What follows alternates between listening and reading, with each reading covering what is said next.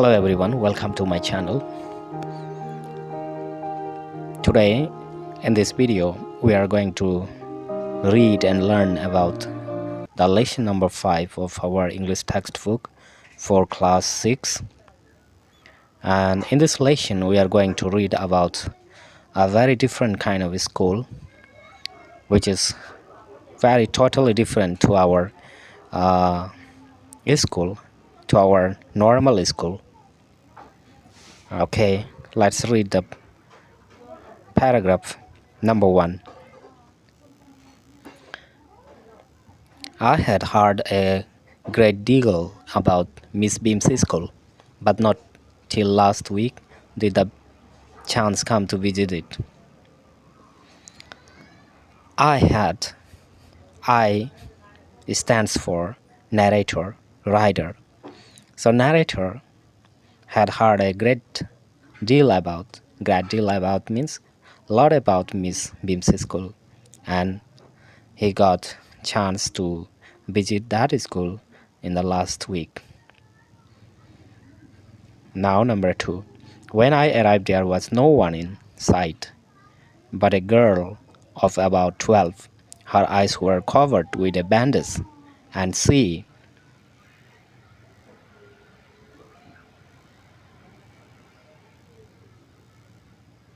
was being led carefully between the flowers bed by a little boy who was about 4 years younger.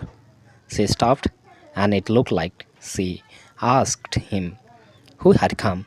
He seemed to be describing me to her. Then they passed on. So in this paragraph, the narrator is saying that when he arrived at Miss Beam's school, he did not see anyone except a girl of or about 12 years old. So 12 years old, and her eyes was covered with a bandage, means she was blindfolded, and she was being led carefully by a little boy who was about 4 years younger. She stopped, and it looked like she asked him who had come. He seemed to be describing me, means describing about narrator to her. Then they passed on. Means they went away. They walked up. Now number 3. Miss Beam was all that I had expected. Middle-aged, full authority, yet kindly and understanding.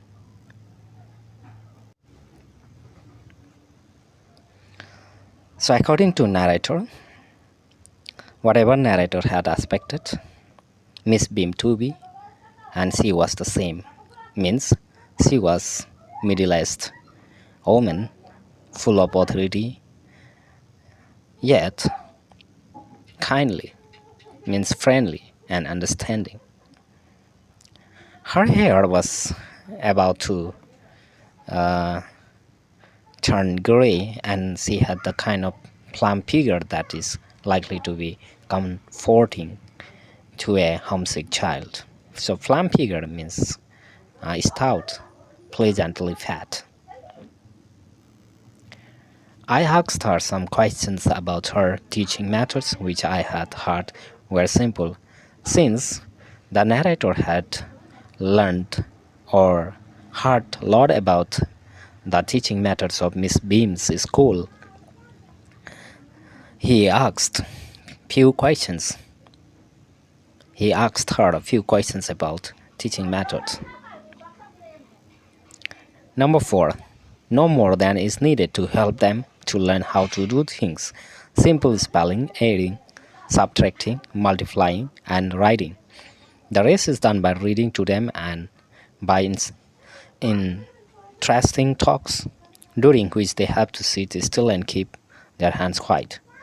There are practically no other lessons. So according to Miss Beam, Miss Beam says simple spelling, adding, subtracting, multiplying are some of uh, essential lessons that are given to the students to do, and the rest is done by reading to them and by interesting talks. So during the class, all the students need to sit still and keep their hands quiet.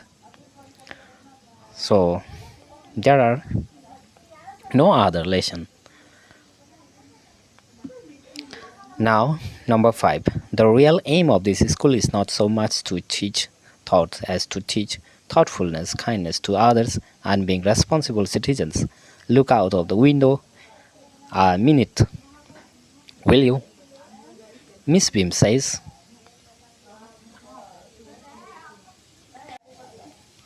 Miss Beam says the real aim of